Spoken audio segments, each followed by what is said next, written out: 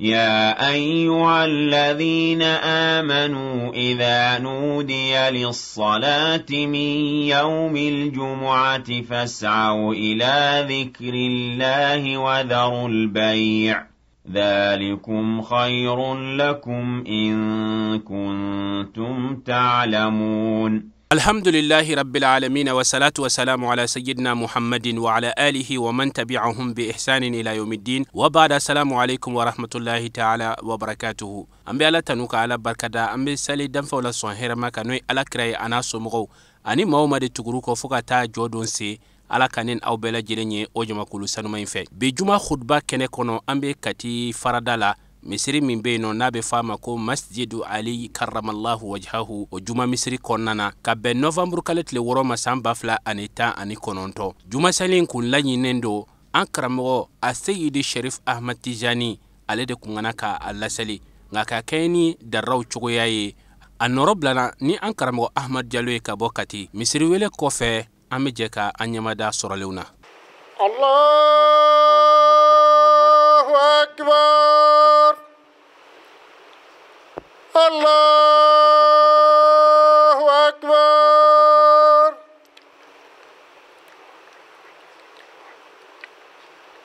Ashhadu an la ilaha illallah, ashhadu an la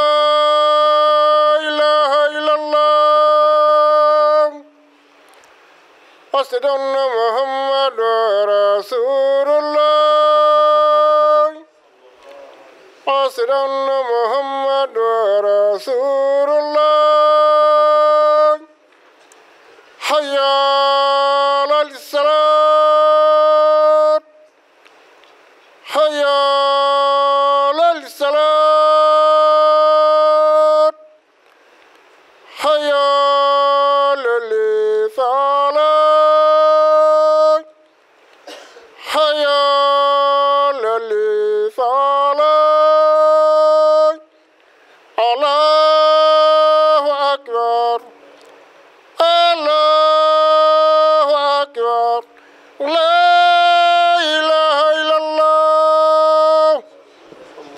kakan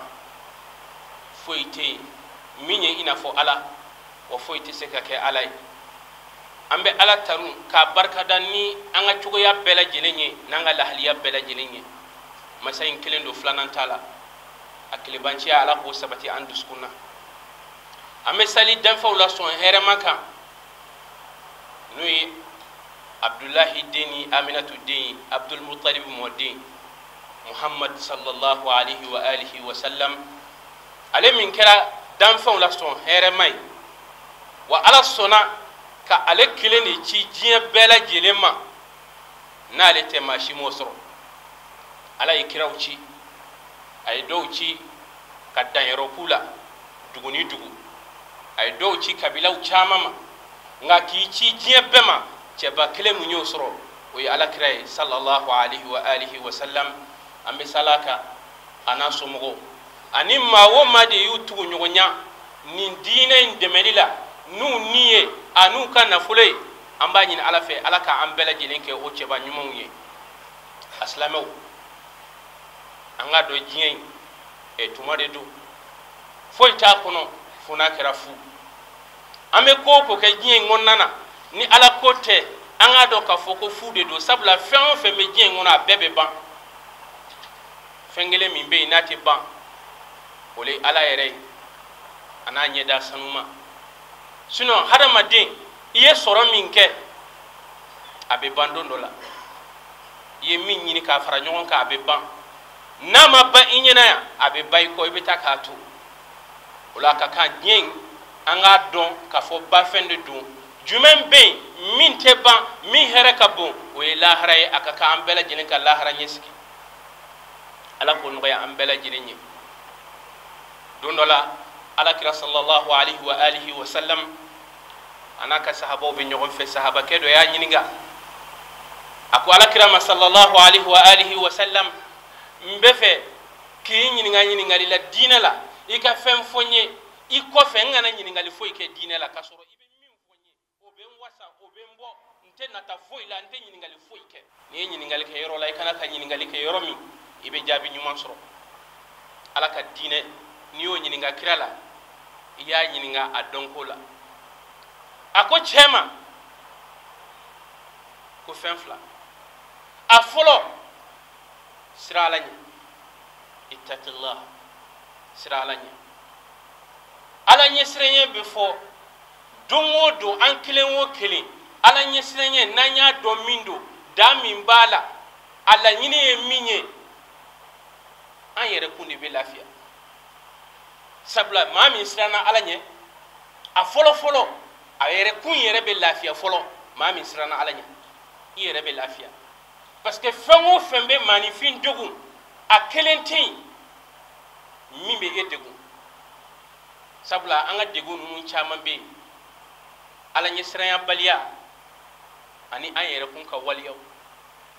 ni siranna ala ɲɛ a filanan ye jumɛn ye maaw bɛ kisi ka bɔ i tɔɔrɔ ma maaw ma bɛ siran ala ɲɛ maaw k'i siran ka bɔ a tɔɔrɔ ma parce que a bɛ siran ala ɲɛ a tɛ se maaw ta ma a tɛ don maaw gasi la a tɛ dansago foyi la a filanan ye jumɛn ye ko i tilen tilennenya a ma nɔgɔn dɛ ala bɛ tilennenya taa ni ka segin kuranɛ kɔnɔ ka caya a bɛɛ kun ye ka tilennenya yɛrɛ k'o nafa fɔ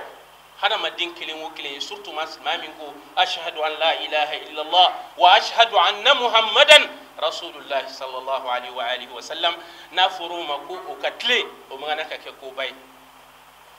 i tilen wali nafolo to yen i tilen wali muso to yen i tilen kɛ laadiri ye i musow ni ɲɔgɔn cɛ i mana bila fɛn o fɛn na kɛ laadiri ye a kan a kɛra i ye jama ɲɛmɔgɔ ye a kɛra i ye imamu ye i ye service da dɔ ɲɛmɔgɔ ye i k'i tilen a la diinɛ kuma banna nin fila n'i ye nin ta diinɛ kuma foyi tɛ yen a fɛn o fɛn bɛ na a bɛɛ bɛ na nin de sinsin nka n'i y'a lajɛ bi k'anw balo cogo lajɛ silamɛya kɔnɔ i b'a ye k'a fɔ ala ye fɛn min fɔ anw y'a sugandi de min bɛ anw arranger an ye dɔ ta o la min bɛ yen ni anw n'a t'an arranger an y'o bila kɛrɛfɛ munna parce que ala ye nin fɛn fila min fɔ limaniya ma ka an na k'a fɛn fila minɛ n'o ye sira ala ɲɛ i tilen nin fila bɛɛ de bɛ ɲɔgɔn kɔ anw balo cogo lajɛ dɔrɔn ka lajɛ an minnu bɛ yen bi n'an bɛ danbe ni silamɛya ye maa 80 ani joli walima maa 90 u ka jate la k'an balo cogo lajɛ k'an ka sanni feere cogoyaw lajɛ k'an ka du lahaliyaw lajɛ est ce que tilennenya min fɔra la anw b'a kɔnɔ wa an b'a kɔnɔ an ka jumaw tabarikalla n'i ye misiri o misiri jɔ jama ko kɔni t'i minɛ dɛ maa bɛ maa la dɔgɔkun mun mɛn a hakili tɛ jigin ala la a hakili tɛ jigin sali la ni juma tɛ nka bi anw ka jumaw bi a ka kan tiɲɛw ka fɔ ala dɛ a ka kan anw ka jumaw bi fɛn ka fɔ mɔgɔ ye u bɛ fɛn minnu faamu diinɛ kan nka ni juma yɛrɛ taara kɛ yɛrɛ dungo fɔ ye yɛrɛ commentaire ye maa dɔ bɔrɔntɔli ye hasidiya fɛ ala b'o misiri kɔnɔ bilen wa anw ka misiriw caman de bɛ ten misiri dabɔ kun ye ka silamɛw fara ɲɔgɔn kan ka kuma n'u ye ala ye min fɔ ko k'o kɛ k'o f'u ye ala ye min fɔ ko k'o to yen k'o f'u ye a ma dabɔ dɔ wɛrɛ kama dɛ mais bi anw ka misiriw ala k'an kisi k'an tanga ka faamuya ɲuman di an bɛɛ lajɛlen ma o ala kelen a b'a kanto a ka kiraba ma n'o ye ala kira ye sallallahu alaihi wa alihi wa sallam a ko maaw wele ka na ale de ye ciden k'u wele ka na ni ala bɛna fɛn f'i ye k'a f'u ye n'u y'a minɛ ka baara kɛ n'a ye a b'u nafa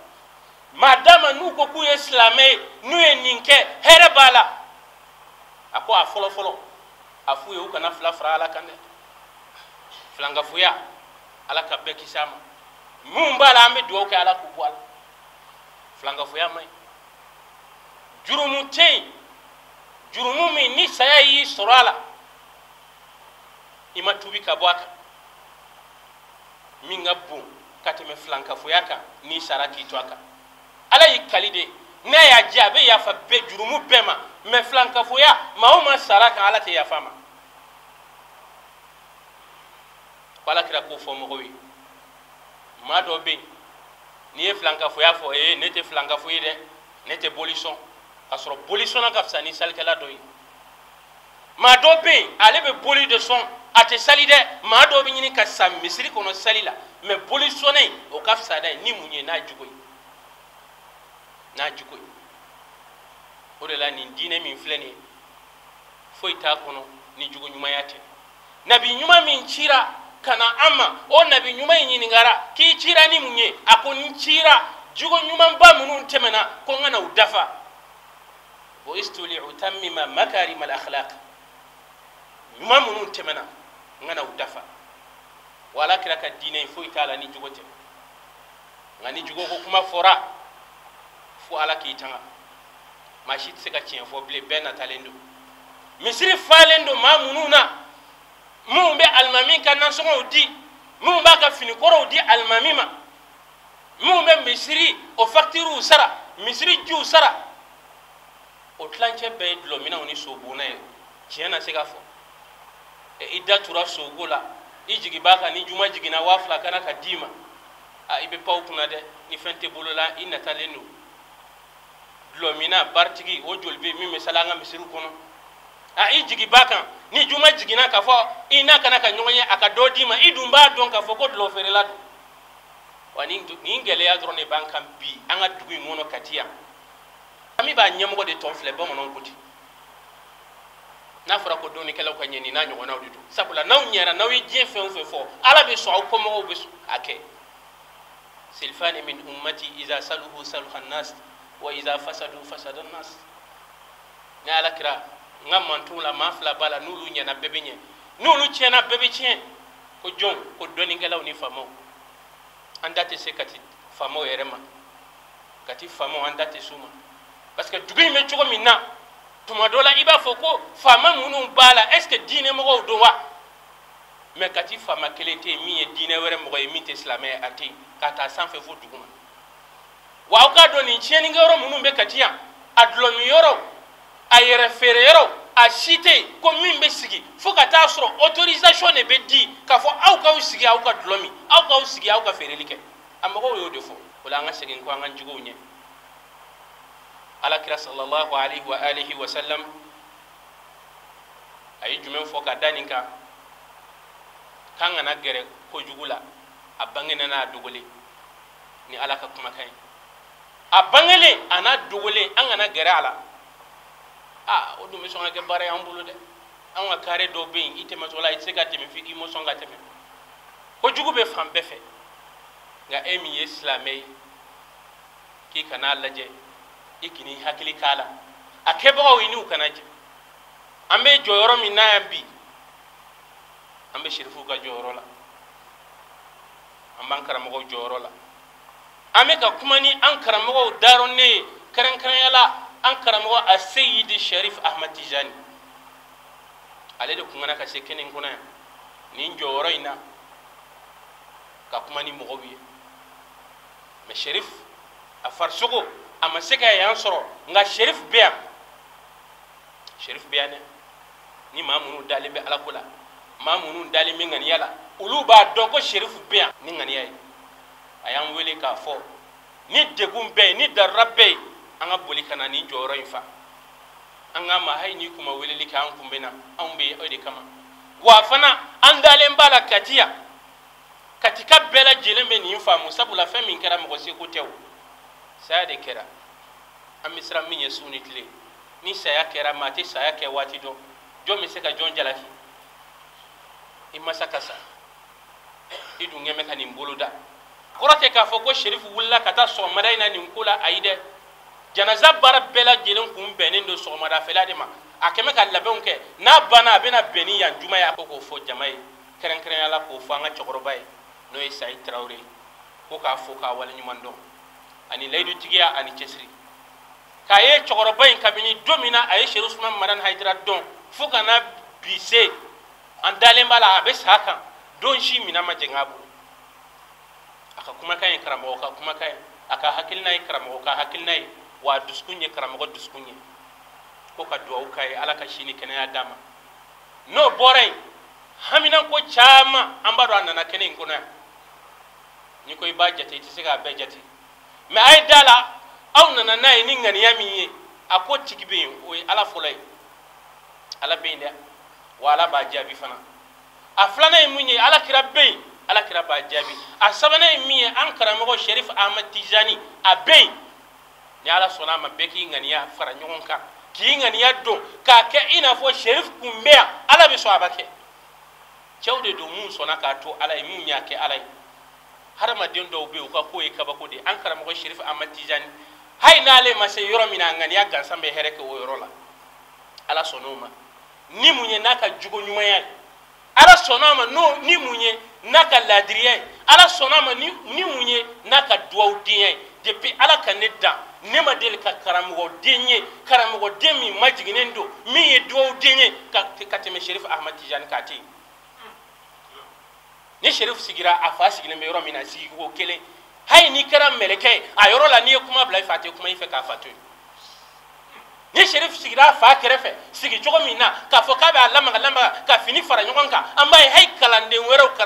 karamogo kerefe ubake ube telephone ta me billahi Sherif Ahmad Tijani take mun go so afa bunya ko so o Sherif kede ko ngana kana duwa kanyi amba don ngani yayi wasake an me nunu ne kama nunu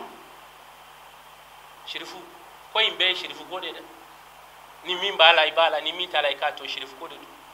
an dalen bala la haradu an wasali konte o tese ka ando an wasunte o tese an hijita o tese mun be an do Sherifu kanu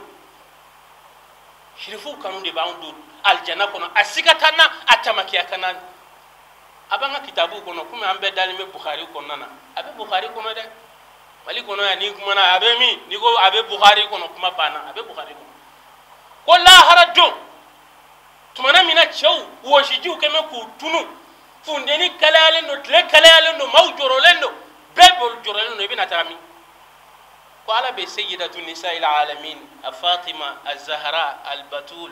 الطاهر المطهر muso kelen to chama muso min gafsa ni je muso be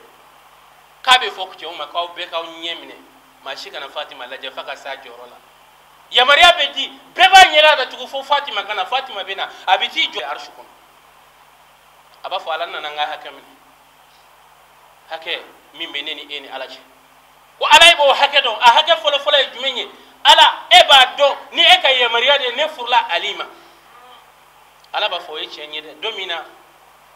Fatima be di alima ala de folo la ka di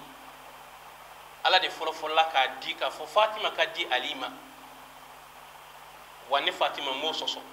nyo furu la bato ala fuka saya sema ala binna o haken kele nte se atoma o kele ndoro mago bala ala bi kanto Fatima ko siraw bedayele lendo ibe min fe afo nun te fisiri wale Sherifu abada wa fa ala mba fe mogo ne fa ka mantuna min saraka an kanu miskala zarati to aduskuna ala ika bedo aljanna kono Sherifu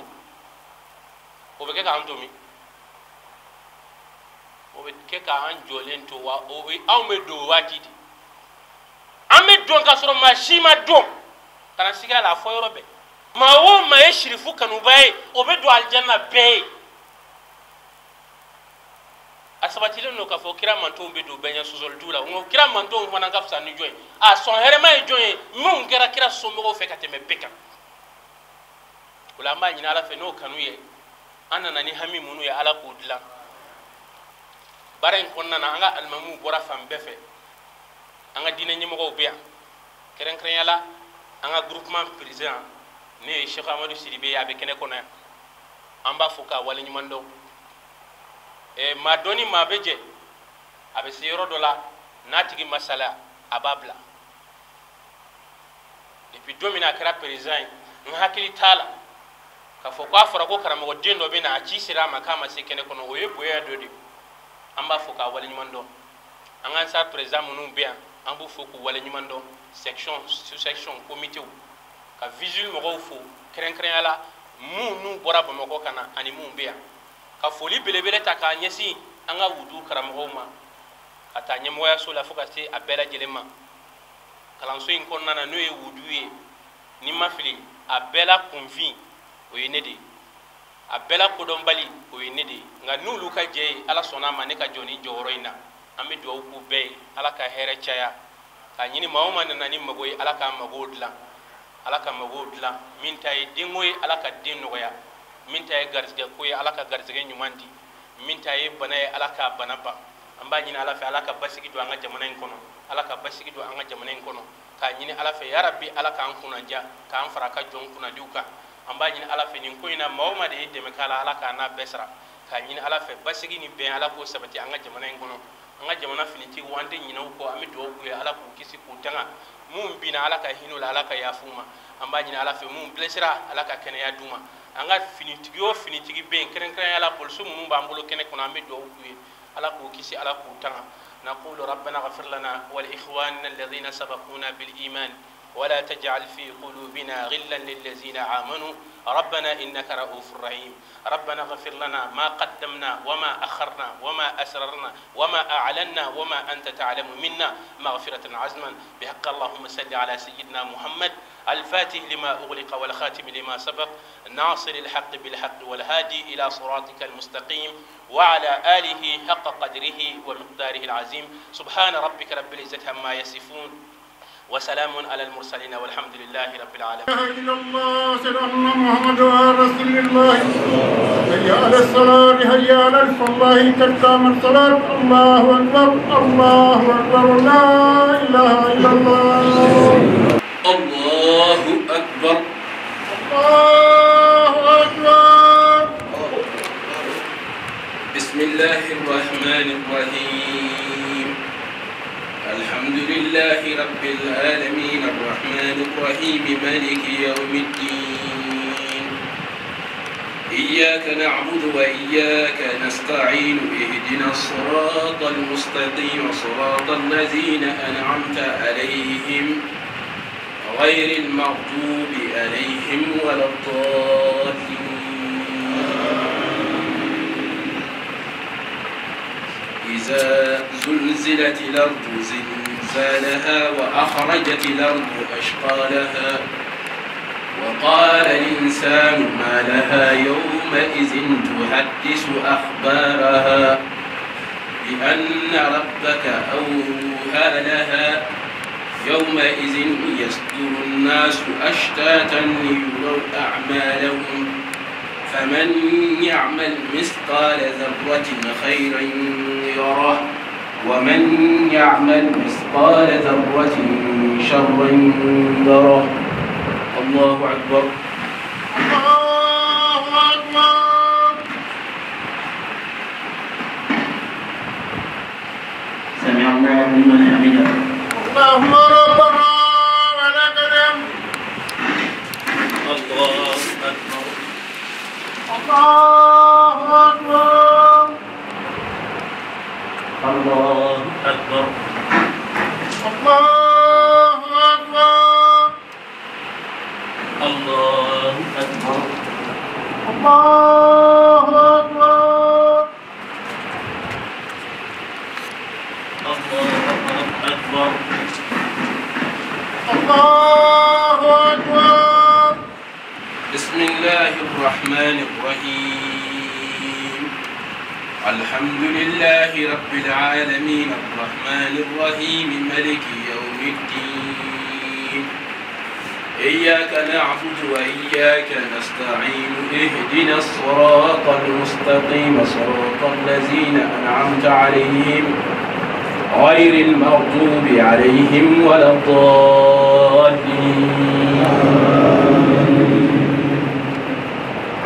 لإيلاف قريش إيلافهم رحلة الشتاء والصيف فليعبدوا رب هذا البيت الذي أطعمهم من جوع وآمنهم من خوف. الله أكبر. الله أكبر سمع الله لمن حمده اللهم ربنا ولك الحمد الله أكبر الله أكبر الله أكبر الله أكبر الله أكبر الله أكبر الله أكبر الله أكبر السلام عليكم ورحمة الله السلام عليكم ورحمة الله السلام عليكم juma sali kɔfɛ bunyamasegin foliw kɛra min sɔrɔla la an ka jɛ ka ɲɛmadaw fɛ. alhamdulillah bismillahir rahmanir rahim wa salatu wa salam ala rasulillah sallallahu alaihi wa sallam. An daɲɛ fɔlɔ la an b'an ka télévision mɔgɔw fo n'o ye TV Sirifula ye. An b'aw fo TV sababu a Sheikh Sharif Usman Madani Haidara an b'ale min ka sigi kɔnɔ diinɛ kɔnɔ bi Mali kɔnɔ Afriki diɲɛ kɔ kan bi an b'o fo ka barika da. An bɛ yɔrɔ min na an bɛ Kati kuluni la n'o ye Seydou Tarawele o ka misiri min b'o ka kulu la an b'o juma la bi. Ayiwa alhamdulillah an ka gidi n'o ye Sheikh Sharif Usman Madani Haidara ale denkɛ Sheikh Tidiane Haidara o de kun kan ka na juma seli a bi nka an b'a jigi a nana juma seli.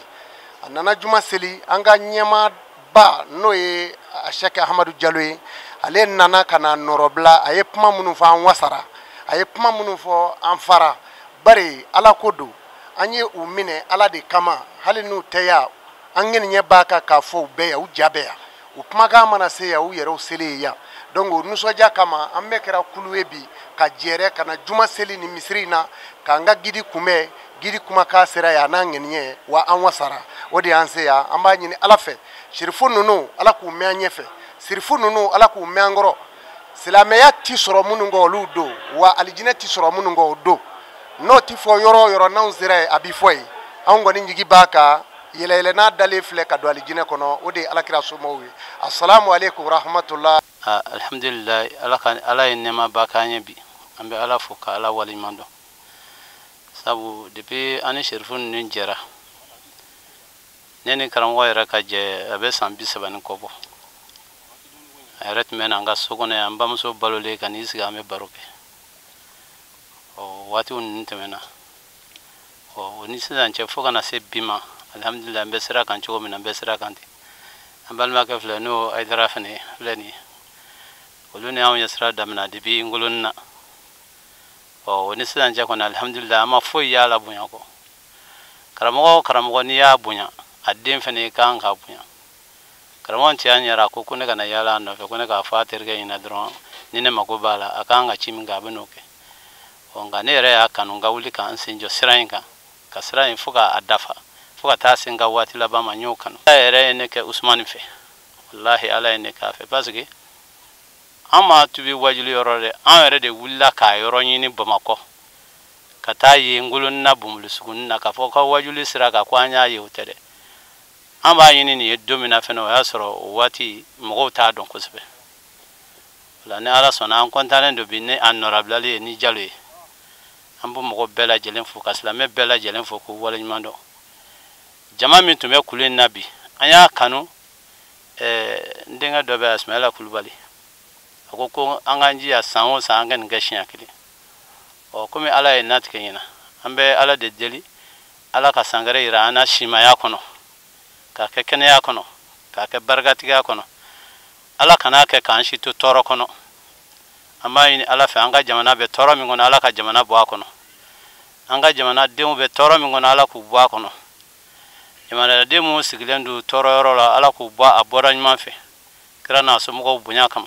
alkurna horma kama sali ala rasul. Nin kun ye an ye Kati farada la misiri min bɛ yen n'a bɛ fɔ a ma ko Masjidu Ali karamallahu wajhahu a bɛ novembre kalo tile 6 ma san 2019 an b'a ɲini ala fɛ duwawu minnu donna ala ka u minɛ k'a ɲini ala fɛ basigi ni bɛn ala ko o sabati an ka jamana in kɔnɔna na. An ka sababu ɲuman Seyidi Sheikh Usman Madan Haidara, an bɛ dugawu k'a ye a n'a ka denbaya bɛɛ lajɛlen ye, k'ala deli ala ka waati wɛrɛ yira na. Wassalamu alaikum wa rahmatullahi ta'ala wa barakatuh. يا أيها الذين آمنوا إذا نودي للصلاة من يوم الجمعة فاسعوا إلى ذكر الله وذروا البيع ذلكم خير لكم إن كنتم تعلمون.